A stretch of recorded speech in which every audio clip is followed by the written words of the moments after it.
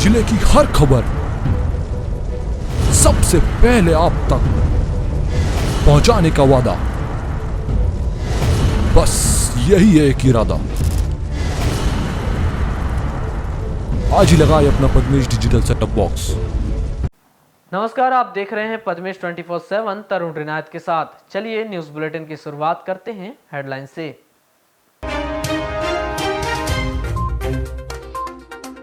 काली पुतली चौक main road में संचालित 3 दुकानों में हुई चोरी। छत से दुकानों के अंदर घुसे चोर, सामान सहित करीब 14 लाख रुपए की चोरी कर लिए फरार। मामले की जांच में जुटी पुलिस।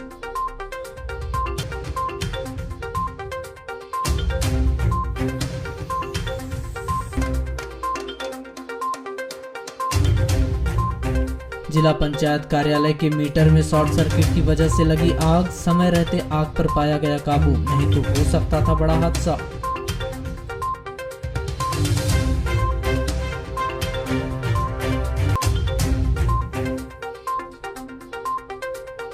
एक व्यक्ति के घर पर टीवी देखने गई 14 वर्षीय नाबालिग के साथ व्यक्ति ने की छेड़छाड़। अपराध दर्ज होने के बाद फरार हुआ आरोपी।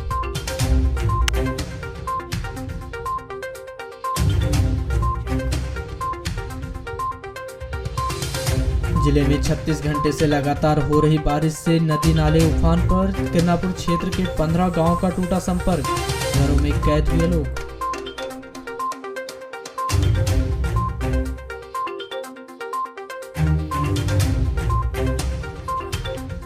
अब सुनसान नहीं बल्कि भीड़भाड़ का फायदा उठा रहे चोर। इतवारी बाजार की भीड़भाड़ में हो रहे मोबाइल चोरी। नगर पालिका राजस्व उप निरीक्षक के जेब से चोरों ने पार किया मोबाइल।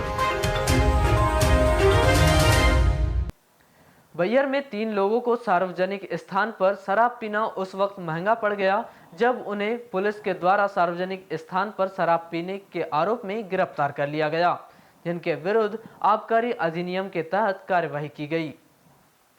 प्राप्त जानकारी के अनुसार 25 जून की रात्रि करीब 9 बजे 3 व्यक्ति, जिनमें अमित लाजरस वार्ड नंबर 13 सीआरपाट रोड बैहर निवासी, महेंद्र यादव कंपाउंडर टोला बैहर निवासी और संजू बिसेन सोनपुरी रूपजर निवासी बैहर में मटर मार्केट के पास आम पेड़ सार्वजनिक स्थान पर बैठकर शराब पी रहे थे, जिसकी सूचना मिलते ही बैहर पुलिस ने तीनों को सार्वजनिक स्थल पर शराब पीने के आरोप में गिरफ्तार कर लिया है, जिनके पास से अंग्रेजी शराब की 3 खाली पाव, पानी की बोतल, डिस्पोजल और नमकीन के पैकेट जब्त किए गए।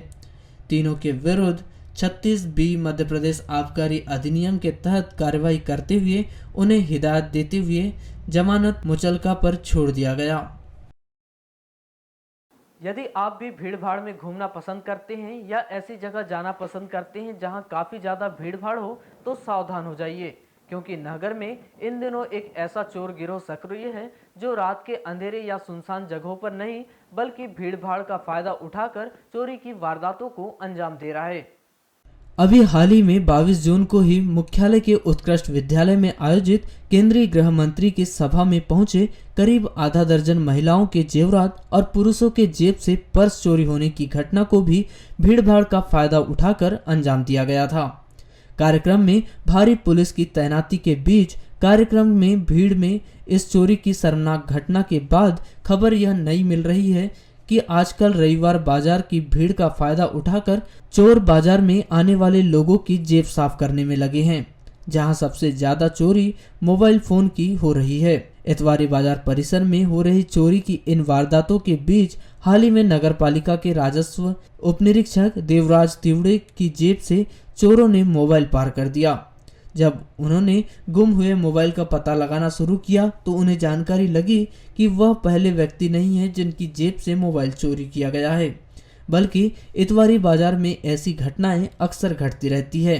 रविवार को दिन में लगने वाले बाजार में दिन दहाड़े लोगों के बीच चोरी की वारदात हो जाना इस बात की ओर इशारा करती है कि कुछ अज्ञात चोर योजनाबद्ध तरीके से भीड़ भाड़ का फायदा उठाकर चोरी की वारदातों को अंजाम दे रहे हैं और उनमें पुलिस का खौफ नहीं है। शायद यही वजह है कि आए दिन भीड़ भाड़ वाले इलाकों में चोरी की वारदातें सामने आ रही है। क्या है, इतवारी बाजार में सब्जी लेने के लिए इतवार के दिन गया हुआ था और सुबह 7:15 बजे की बात थी। इतवार के दिन सेठिया साला जो स्कूल रोड है उसमें सब्जी ले रहा था और मेरे पैंट के जेब में मोबाइल रखा हुआ था। तो सब्जी लेते लेते कुछ देर बाद मेरे को पता चला कि जेब में से मोबाइल ही निकल गया। ऐसा और कई लोगों के साथ कुछ बाकी वहाँ ऐसा बाद में मुझे वहाँ मोबाइल ढूंढने के बाद ऐसा लगा कि बहुत व्यापारी लोग मेरे को बोल रहे थे कि ऐसा हर इतवार को होगा। एक और पुलिस प्रशासन के द्वारा पूरे जिले में उचित कानून व्यवस्था और मुस्तैद प्रशासन होने का दावा किया जा रहा है, तो वहीं दूसरी ओर नगर सहित पूरे जिले में चोरी की घटनाएं लगातार बढ़ती जा रही है, जिस पर अंकुश लगाना पुलिस प्रशासन के लिए एक टेढ़ी खीर साबित हो रहा है। जहां चोरों के हौसले इतने बुलंद हैं कि उन्हें ना तो पुलिस का डर है और ना ही कानून की परवाह, जो बेखौफ होकर आए दिन चोरी की वारदातों को अंजाम दे रहे हैं। जिले में लगातार बढ़ते जा रहे चोरी के इन मामलों के चलते जिले का क्राइम ग्राफ भी लगातार बढ़ते जा रहा है। इसी बीच बीती रात नगर के हृदय स्थल काली पुतली चौक मेन रोड में चोरी की एक बड़ी वारदात सामने आई है, जहां किन्हीं अज्ञात चोरों ने एक साथ 3 दुकान में चोरी कर दुकानों में रखी नकदी व अन्य सामग्री सहित 14 लाख रुपए के माल पर हाथ साफ कर लिया। बताया जा रहा है कि अज्ञात चोरों ने दुकान के ऊपरी हिस्सों से किसी का दरवाजा तो किसी की ग्रिल तोड़कर पहले दुकान के भीतर प्रवेश किया और लगातार 3 दुकानों में चोरी की बड़ी वारदात को अंजाम दिया है। लगातार 3 दुकानों में चोरी की वारदातें सामने आई है, जहां अभिनंदन फैशन कपड़ा से अज्ञात चोरों ने दुकान के गले में रखे 40,000 का cash, jeans, undergarments, belt, T shirt, छाते, रेनकोट सहित करीब 5.5 लाख के माल की चोरी कर ली है। तो वहीं उसी दुकान के बाजू में शंकर इलेक्ट्रॉनिक नाम की दुकान में भी चोरी की बड़ी वारदात सामने आई है, जहां अज्ञात चोरों ने दुकान के गले में रखा करीब 1.5 से 2 लाख रुपए की नकदी चोरी कर ली, तो वहीं लाखों के इलेक्ट्रिक सामान की चोरी कर फरार हो गए। इसके अलावा शंकर इलेक्ट्रॉनिक्स से बाजू में श्याम प्लाईवुड है, जहां इस दुकान को भी अज्ञात चोरों ने अपना निशाना बनाते हुए ब्लेंडर मशीन, प्लाईवुड के सामान, नगद 2 लाख रुपए कैश सहित 7 से 8 लाख रुपए का सामान चोरी कर लिया है। अनुमानित आंकड़ों के मुताबिक तीनों दुकान से नकदी सामग्री सहित 14 लाख रुपए की चोरी की गई है। जहां चोरी की शिकायत मिलने पर कोतवाली पुलिस ने मामले की जांच शुरू कर दी है।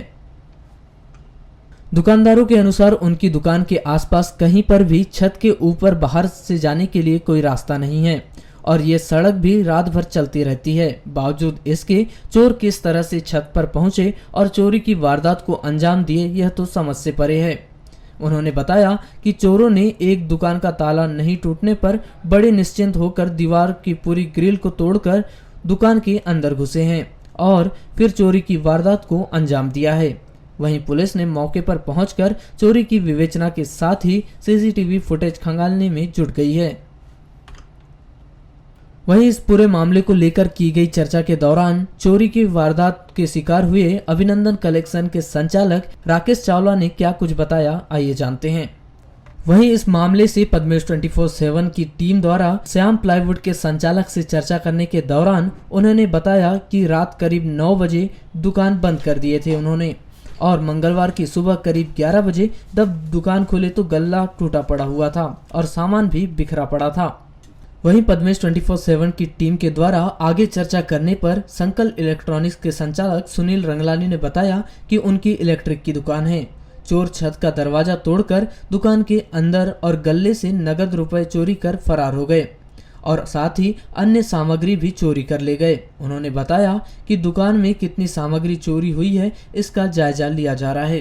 श्याम प्लाईवुड का जी बताएंगे, बीती रात चोरी की घटना सामने आई है। हम 8:30 पौने 9 बजे लगभग दुकान बंद करके गए थे और सुबह 11 बजे के आसपास जब हमने दुकान खोले तो गले में जो ट्रे रहती है कैश की वो पूरी ऊपर काउंटर में पड़ी थी और कुछ सामान बिखरा हुआ था, ड्रास सब खुले हुए थे। कैश पूरा हमारा 1.5 से 2 लाख रुपये का कैश पूरा ड्रास खाली है, पूरा गल्ला। वहीं इस पूरे मामले को लेकर की गई चर्चा के दौरान मौका निरीक्षण पर पहुंचे कोतवाली थाना एसआई रामेश्वर राहंडाले ने बताया कि पुलिस को सूचना मिली थी कि यहां की 3 दुकानों में चोरी हुई है। हम स्टाफ के साथ देखने आए हैं। यहां दरवाजा के ग्रिल टूटा हुआ है, लेकिन चोर छत के ऊपर से ही कहीं से घुसे हैं और कहां से घुसे हैं यह अभी समझ नहीं आ रहा है। लगातार 3 दुकानों की चोरी हुई है, उसकी जांच की जा रही है। हमें उम्मीद है कि जल्द से जल्द चोरी ट्रैप कर। घरों में चोरी हुई करके आवेदन आए हुए हैं। से लगते 2-3 लोगों घर से चोरी हुई करके किसी की उसमें तलाश में आए हुए थे, देखे चोरी की स्पॉट देखने के लिए आए थे, स्पॉट देखे चोरी तो हुई है, लोग के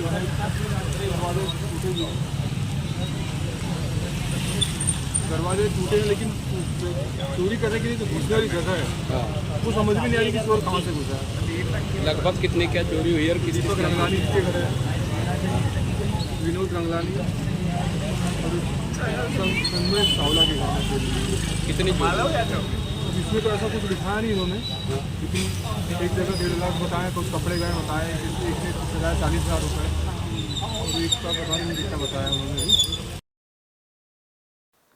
हजरत इब्राहिम और हजरत इस्माइल अलैहिस्सलाम की याद में मनाए जाने वाला ईद उल अजहा का पर्व गुरुवार को जिला मुख्यालय सहित संपूर्ण देश में मुस्लिम धर्मावलंबियों के द्वारा पूर्ण अकीकत के साथ मनाया जाएगा।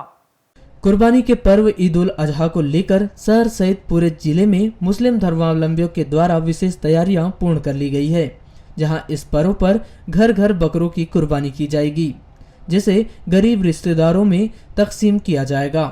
इस पर्व पर अदा की जाने वाली विशेष नमाज ईदगाह की जगह मस्जिदों व मदरसों में अदा की जाएगी, जिसको लेकर अंजुमन इस्लामिया कमेटी द्वारा टाइम टेबल जारी कर दिया गया है। वहीं इस पर्व को लेकर मुस्लिम बाहुल इलाकों में तमाम तैयारियां पूर्ण कर ली गई है। वहीं ईद उल पर्व को लेकर प्रशासनिक निर्देशों के तहत जरूरी एहतियात बरतने की अपील शहर काजी अब्दुल हबीब नूरी, अंजुमन एवं जामा मस्जिद सदर सुबान मंसूरी, पूर्व सदर अनिस मेमन, कादर रजा, ईमान तंजीज, प्रदेश संगठन मंत्री हाजी शोएब खान के साथ ही अंजुमन इस्लामिया कमेटी के अन्य पदाधिकारियों ने कही है।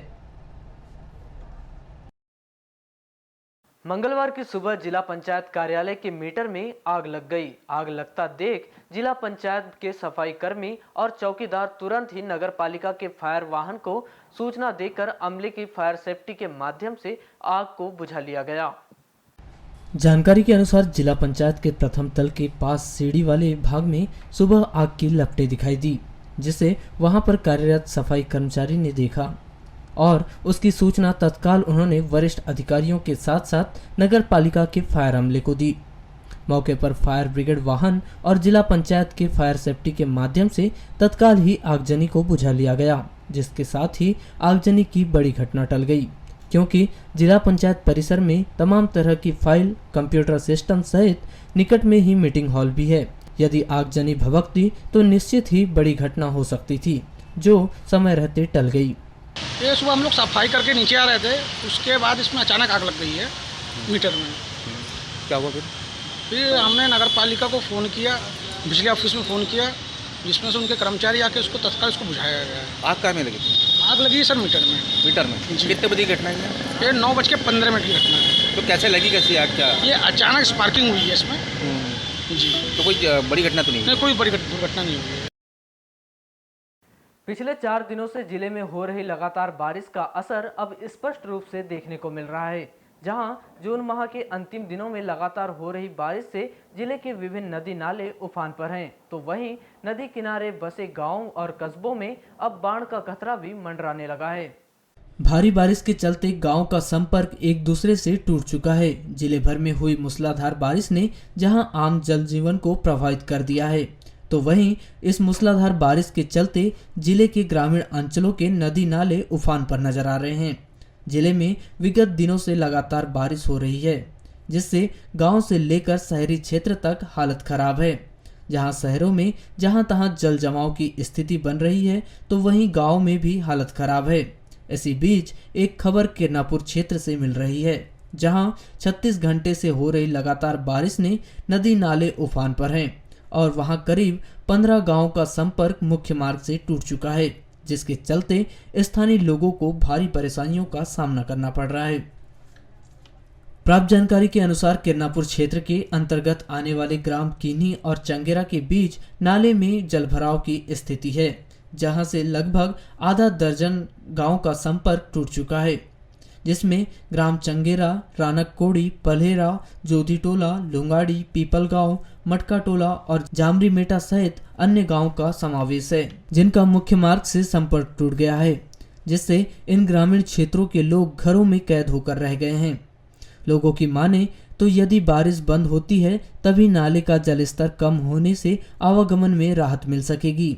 लेकिन जिस तरह से मौसम का मिजाज और मौसम विभाग से बारिश का येलो अलर्ट है, उससे नहीं लगता कि अभी बारिश थमेगी। यही नहीं बल्कि लांजी क्षेत्र के चिखलामाली से सावरी मार्ग भी बंद होने की खबर मिल रही है। बेहाल 36 घंटे की लगातार बारिश से फिलहाल किसी भी गांव में कोई अप्रिय घटना सामने नहीं आई है, लेकिन यदि हालात ऐसे ही बने रहे तो लोगों को इस बारिश से काफी मशक्कत का सामना करना पड़ सकता है। रामपाली थाना क्षेत्र के अंतर्गत आने वाले ग्राम उमरवाड़ा में एक व्यक्ति के घर में टीवी देखने आई एक 14 वर्षीय नाबालिग लड़की को बेइज्जती करने की नीयत से उसके साथ छेड़छाड़ की, तो वहीं उसकी पत्नी ने उसकी मां के साथ मारपीट कर दी। इस नाबालिग लड़की की मां के द्वारा की गई रिपोर्ट पर लड़की के साथ छेड़छाड़ करने वाले व्यक्ति दिलीप पिता तिलक खरोले और उसकी पत्नी अरुणापति दिलीप खरोले के विरुद्ध आपराधिक प्रकरण दर्ज कर जांच शुरू की गई है। अपराध दर्ज होने के बाद यह व्यक्ति फरार बताया गया है, जिसकी तलाश की जा रही है।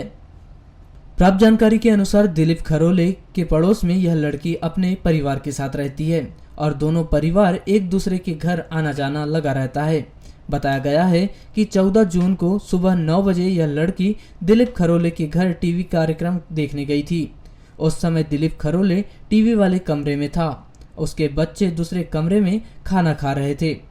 पत्नी भी घरेलू काम में व्यस्त थी। तभी दिलीप खरोले ने टीवी देख रही 14 वर्षीय नाबालिग लड़की की बेइज्जती करने की नीयत से उसके साथ छेड़छाड़ कर दी।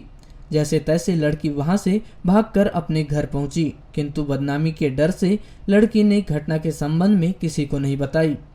वह घर में गुमसुम से रहने लगी। 2 दिन पहले लड़की और उसकी मां गुमसुम रहने के संबंध में उससे 2 दिन पहले लड़की से उसकी मां ने गुमसुम रहने के संबंध में जब उससे पूछी तो उसने दिलीप खरोले द्वारा बुरी नीयत से छेड़छाड़ करने के संबंध में बताई। छेड़छाड़ के दौरान लड़की ने छेड़छाड़ करने के दौरान लड़की के शरीर पर दिलीप खरोले के नाखून के निशान भी लड़की की मां ने देखी, जिसके बाद लड़की की मां दिलीप खरोले के घर उन्हें बुलाने के लिए गई।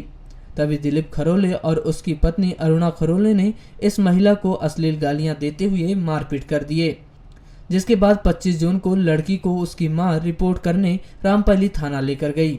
रामपाली पुलिस ने लड़की की मां के द्वारा की गई रिपोर्ट पर दिलीप खरोले और उसकी पत्नी अरुणा खरोले के विरुद्ध 354, 354(1) I, 294, 323, 34 भारतीय दंड विधान की धारा 7/8 लैंगिक अपराधों से बालकों का संरक्षण अधिनियम के अपराध दर्ज किए हैं और अपराध दर्ज होने के बाद से दिलीप खरोले फरार बताया गया है, जिसकी तलाश की जा रही है। वहीं इस मामले की जांच उप निरीक्षक विजय पाटिल द्वारा की जा रही है। दक्षिण सामान्य वन मंडल वन परिक्षेत्र वारासिवनी के द्वारा नगर के 2 स्थानों से 3 बंदरों का रेस्क्यू किया गया, जिनका प्राथमिक उपचार करवाकर उन्हें बेहतर उपचार के लिए जबलपुर पशु चिकित्सालय रेफर किया गया है। जिनका प्राथमिक उपचार करवाकर बेहतर उपचार के लिए जबलपुर पशु चिकित्सालय रेफर किया गया है।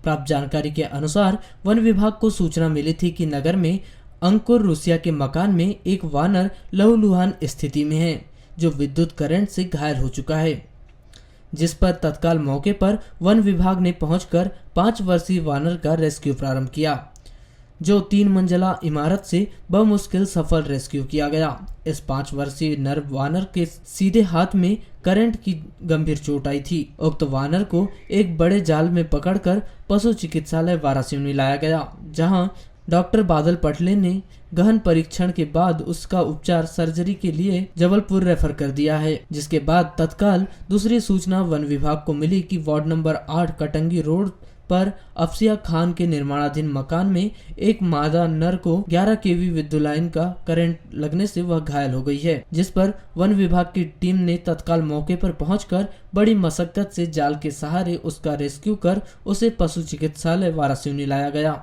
जहां डॉक्टर के द्वारा उसका परीक्षण कर आवश्यक उपचार करने के उपरांत जबलपुर रेफर कर दिया गया। उक्त मादा वानर के दोनों हाथों में करंट लगने से वह काले पड़ गए थे और काम करना भी बंद कर दिए थे, तो दोनों वानरों को वन परिक्षेत्र वारासिवनी कार्यालय में लाया गया, जहां पर आवश्यक तैयारी कर वरिष्ठ अधिकारियों के निर्देश पर वानरों के बेहतर उपचार के लिए वन विभाग की टीम को वानरों के साथ जबलपुर रवाना किया गया। इस अवसर पर वन्य प्राणी प्रेमी सहित वन विभाग का कार्य सराहनीय रहा। ये एक बंदर शॉर्ट से 11 kV के तार में झुलस कर ख़त्म हो गया, यानी मूर्छित अवस्था में ख़त्म होने की कंडीशन में है। बहुत बड़ा शॉट लगा है इसको, बच्चे के साथ में है।